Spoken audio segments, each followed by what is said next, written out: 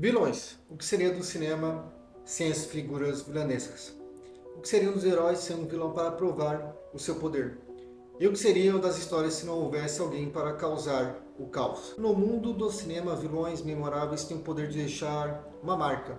E claro, muitos vilões fizeram isso no decorrer das décadas. Eles desafiam heróis, desafiam as profundezas da complexidade humana, e tudo isso ao mesmo tempo que exploram poder, vingança e as regras da moralidade. Suas motivações, métodos e a própria essência de sua maldade são elementos indispensáveis nesse sentido. Vilões bons e que podem ser citados aqui, e que provavelmente deveriam ser citados em todos os filmes de vilões, são Darth Vader, Hannibal Lecter e Coringa. Darth Vader, do universo de Star Wars, é talvez um dos vilões mais reconhecíveis de todos os tempos.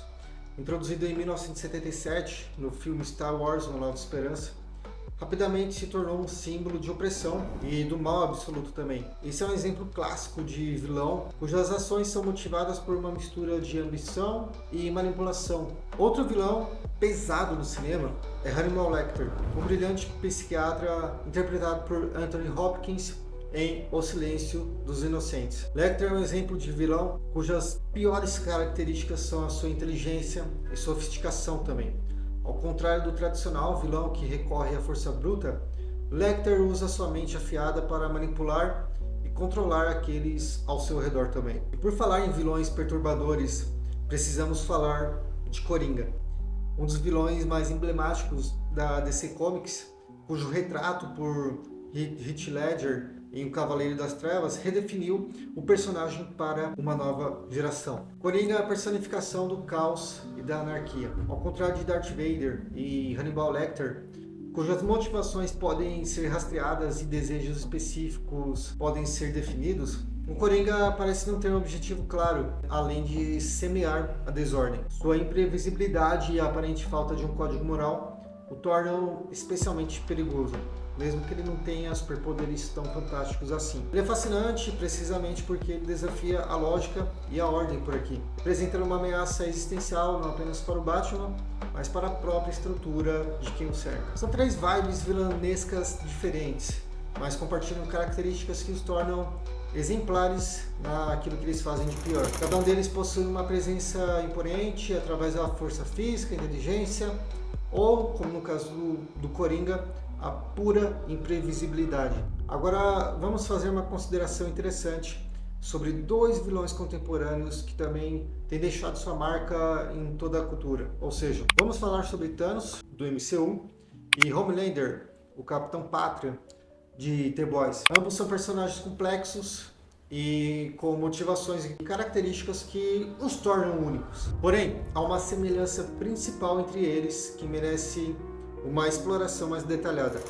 Thanos, conhecido como Titã Louco, é um dos vilões mais famosos do MCU. Introduzido inicialmente uma cena pós-créditos em 2012 no filme Vingadores, ele é completamente desenvolvido em Guerra Infinita e depois Ultimato. Ele é um ser poderoso e implacável que busca coletar 6 joias do infinito para completar a manopla do infinito.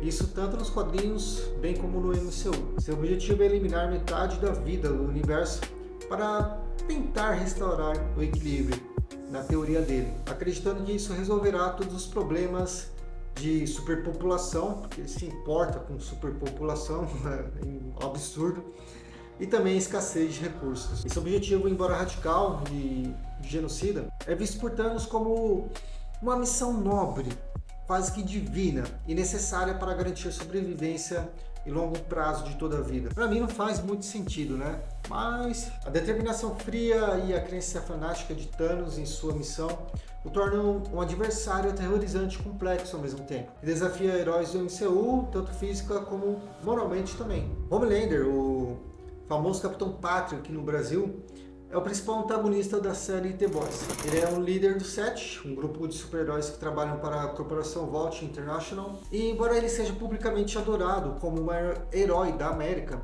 Homelander é na verdade um sociopata narcisista com uma sede insaciável de poder e controle, em outras palavras. Ele foi geneticamente modificado desde a infância e criado também em um ambiente sem amor, o que contribuiu para sua falta de empatia, né? e sua psicopatia também. E esse histórico trágico ajuda a explicar, mas não a justificar, a crueldade e a falta de escrúpulos que ele demonstra. Sua presença é frequentemente comparada a uma versão distorcida e uma versão corrompida do Superman, usando seus poderes para impor sua vontade e também manter o controle absoluto. Possuindo assim habilidades sobre-humanas como super força, voo e visão de calor, ele utiliza seus poderes de forma mais implacável e cruel possível, manipulando e intimidando assim tanto aliados quanto inimigos. Ambos se destacam por suas habilidades sobre-humanas. Tanto Homelander como Thanos são reconhecidos pelo impacto devastador que causam em suas respectivas histórias. Mas os dois também têm um segredo em comum, uma obsessão por uma ideia. De tão obsessivo da ideia que carrega e defende, Thanos não vê suas ações como maléficas, ele se vê como um salvador do universo, realizando um ato de grande sacrifício por um bem maior. Sua determinação e também a fé inabalável em sua causa o tornam um adversário praticamente implacável, pois ele acredita que está fazendo o que é necessário para salvar o universo. Existe essa pira dentro da cabeça dele. De tão obsessivo com a ideia de dominação e adoração total, Homelander, o Capitão Pátria, precisa ser visto e tratado como o ser mais poderoso, como um ser intocável, o ser divino da América. Qualquer ameaça à sua autoridade ou qualquer desafio à sua imagem é tratado com uma brutalidade implacável. Até gaguejei. Um exemplo claro dessa obsessão é sua relação com outros membros do set, né? Homelander mantém um controle rígido sobre eles, usando tanto intimidação quanto manipulação emocional para garantir que ninguém desafie a sua posição. Apesar das diferenças em suas motivações e métodos, a obsessão por uma determinada ideia é o que eles acreditam justificar suas ações. Os meios justificam o fim por aqui. Para Thanos, essa ideia é o equilíbrio universal, um objetivo que ele persegue com uma determinação quase que religiosa. Ele vê a si mesmo como um mártir, um ser destinado a carregar o fardo de um ato horrendo para o bem maior.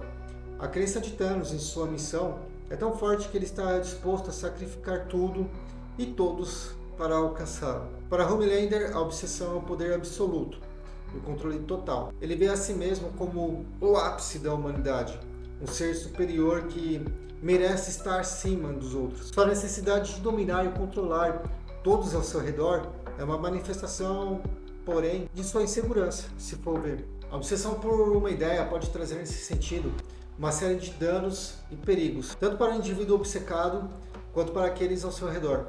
Esse tipo de fixação pode distorcer a percepção da realidade, como no caso acontece com Thanos e Capitão Pátria. Quando vilões são obcecados por uma ideia por aqui, os danos e perigos resultantes podem ser extraordinariamente amplificados, causando assim devastação em larga escala e também impactando profundamente as histórias em que eles estão inseridos. O controle e a violência exercidos por esses vilões forçam aqueles ao seu redor a viverem sob constante ameaça, limitando a capacidade de resistência ou revolta contra as suas nações. Vilões obcecados por uma ideia representam assim uma ameaça não apenas aos heróis que os enfrentam diretamente, mas também a toda a sociedade ao seu redor. Esses vilões são personificações das consequências de uma obsessão levada ao extremo, ilustrando assim como a fixação de uma ideia levada até as últimas consequências pode resultar apenas